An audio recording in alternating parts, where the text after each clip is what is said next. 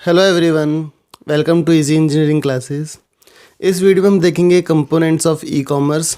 सो basically एक e commerce को हम तीन डिफरेंट कंपोनेंट्स में डिवाइड कर सकते हैं: इंस्टीट्यूशंस, प्रोसेस एंड नेटवर्क्स। अब इंस्टीट्यूशंस क्या होता है? डिफरेंट डिफरेंट एंटिटीज़ हैं जो ई कॉमर्स की सक्सेस में एक रोल प्ले करती हैं। So now let us see what are those institutions. सबसे पहला तो होता है गवर्नमेंट। अब देखो गवर्नमेंट कैसे रोल प्ले करती है किसी भी ई कॉमर्स की सक्सेस के अंदर।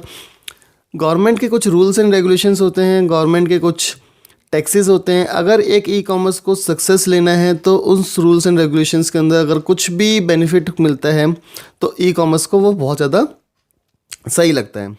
So government is responsible for making the policies and rules of e commerce in any country. अगर बहुत ज़्यादा टफ रूल्स होंगे, सख्त रूल्स होंगे, तो कोई भी ई कॉमर्स की वेबसाइट या ई कॉमर्स का जो बिज़नेस है वो ग्रो करने में प्रॉब्लम फेस करेगा। सो एक तरह से आप कह सकते हो government plays very important role in e commerce. Second is merchant. Merchant वो होता है जो प्रोडक्ट को बेचता है, ठीक है। सो कोई भी मर्चेंट बन सकता है ई कॉमर्स के ऊपर। सो एक मर्चेंट जो है वो बहुत ही इंपॉर्टेंट पार्ट है, क्योंकि अपने आप तो कोई प्रोडक्ट आएगा नहीं, कोई ना कोई इस प्रोडक्ट को बेचेगा। सो अगर मर्चेंट नहीं है तो ई कॉमर्स के अंदर आप कोई भी प्रोडक्ट खरीद नहीं सकते। सो इक्वली जैसे कि गवर्नमेंट जो रोल प्ले कर रहे हैं, इक्वल रोल प्ले कर रहे हैं मर्चेंट, क्योंकि एक प्रोडक्ट को बेचने के लिए चार मर्चेंट हैं और चारों मर्चेंट अपना प्रोडक्ट बेचने के लिए कुछ इस तरह की प्राइसिंग पॉलिसीज रखते हैं कि एंड यूज़र को फ़ायदा मिलता है उस चीज़ का। Then we have this suppliers. Suppliers किसी भी बिजनेस का एक इंटीग्रल पार्ट होता है जो कि आपके इंफ्रास्ट्रक्चर को, ई कॉमर्स के इन्वेंट्री को, ई कॉमर्स की उसको रनिंग स्टेज के अंदर, रनिंग स्टेट में रखता है। उसके बाद किसी भी बिजनेस का जो सबसे इम्पॉर्टेंट पॉइंट है वो होता है कंज्यूमर। आप प्रोडक्ट को मैन्युफैक्चर करा सकते हो, उसका डिस्ट्रीब्यूशन का काम देख सकते हो, बट अगर कंज्यूमर आपके प्रोडक्ट को नहीं खरीदेगा तो उस प्रोडक्ट का कोई फ़ायदा नहीं है।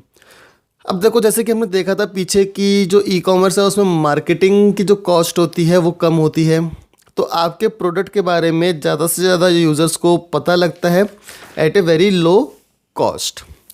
तो इस तरह से ई कॉमर्स का जो बिज़नेस है वो ग्रो करता है, क्योंकि कंज्यूमर्स को आपके प्रोडक्ट के बारे में पता लगता है और वो उस प्रोडक्ट को ईजिली परचेज करता है। उसके बाद बात आती है बैंक्स की। अब देखो किसी भी प्रोडक्ट को खरीदने के लिए आपको पेमेंट करनी पड़ती है, और ई कॉमर्स और एक ट्रेडिशनल बिजनेस में क्या डिफरेंस है? ई कॉमर्स पूरे टाइम चलता है, 24/7 चलता है, 365 डेज अ ईयर चलता है। मतलब हर वक्त, चाहे रात के 2 बजे हो, आप एक प्रोडक्ट को ऑर्डर कर सकते हो। अब 2 बजे ऐसा तो नहीं होगा कि आप प्रोडक्ट को ऑर्डर कर दो तो जो आपका पेमेंट है वो कैसे होगा? नॉर्मल बिजनेस में तो आप कैश देते हो, दुकान को जाके उसको क्रेडिट कार्ड दे देते हो, वो स्वाइप कर लेता है, बट यहाँ पे कैसे होगा? तो बैंक्स का एक बहुत ही इंपॉर्टेंट रोल है, क्योंकि बैंक्स 24 आवर्स आपको ट्रांजैक्शन करने की परमिशन देता है वाया देयर नेट बैंकिंग और डेबिट कार्ड और क्रेडिट कार्ड। तो इस तरह से बैंक एक बहुत ही ज़्यादा इंपॉर्टेंट कंपोनेंट है, इंस्टीट्यूशन है किसी भी ई कॉमर्स के लिए। अब अगर हम देखते हैं कि कंज्यूमर पॉइंट ऑफ व्यू से, तो जो जो ट्रांजैक्शन होती है, अगर उस पर फीस बहुत ज़्यादा लग रही है तो भी आपका ई कॉमर्स ग्रो नहीं करेगा। तो ये डिसाइड करना कि कितनी ट्रांजैक्शन फ़ी लगनी है या फिर बिल्कुल भी ट्रांजैक्शन फ़ी नहीं लगनी है, वो कंज्यूमर्स को फ़ायदा पहुंचाती है और अल्टीमेटली कंज्यूमर बाउंड होता है खरीदने के लिए वाया ई कॉमर्स।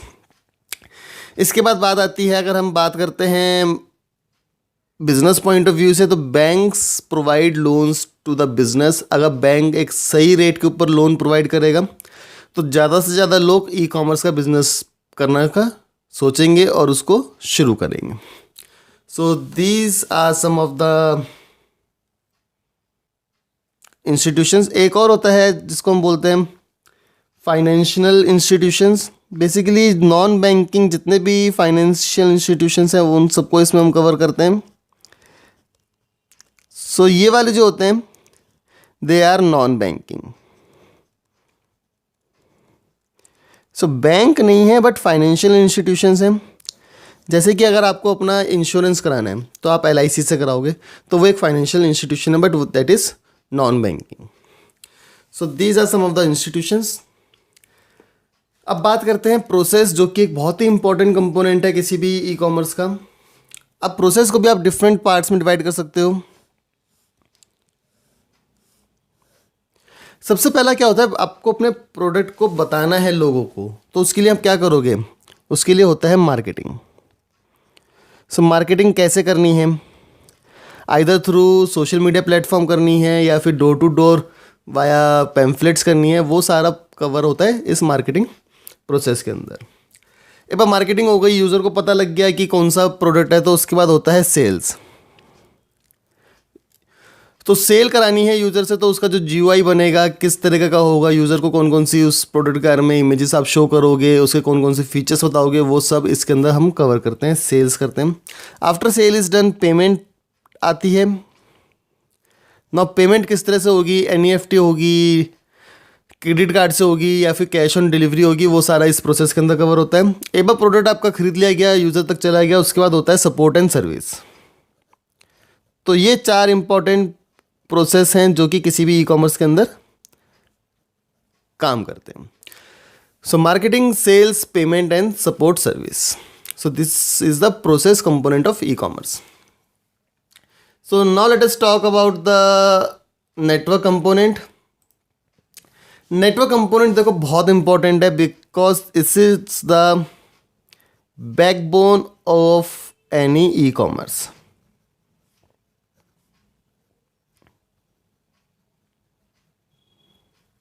ठीक है, so this is the backbone of e commerce. So इसको हम बैकबोन क्यों कह रहे हैं, क्योंकि ये आपका इंटरनेट से कनेक्टिविटी प्रोवाइड करता है, नेटवर्क प्रोवाइड करता है। सो बेसिकली देखो इसमें होता कैसे है, अगर हम एक बेसिक सा देखें। So we have this internet. अब यहाँ पे आपका नेटवर्क प्ले करता है पार्ट, हाई स्पीड कनेक्शन होता है, ब्रॉडबैंड होता है, इंटरनेट कनेक्शन होता है, and this is all possible with the help of networking technologies. Then we have this e commerce software here. उसके नीचे सर्वर का सॉफ्टवेयर होता है जहाँ पे आपका ई कॉमर्स की वेबसाइट इंस्टॉल्ड है। Then we have underline hardware और web server part. So e com का सॉफ्टवेयर यहाँ पे होता है, यहाँ पे होता है server, then we have this hardware part. So this is the network. ये नेटवर्क होता है यहाँ पे जो कि एक यूज़र को या फिर एक वेबसाइट को सर्वर से लिंक करता है और यूज़र को अल्टीमेटली आपके इंटरनेट के द्वारा आपकी वेबसाइट से लिंक करते हैं। So these 3 are the components of e commerce. So this is all for this particular video lecture. Thank you for watching the video. Please subscribe to our YouTube channel for more such tutorials. Thank you.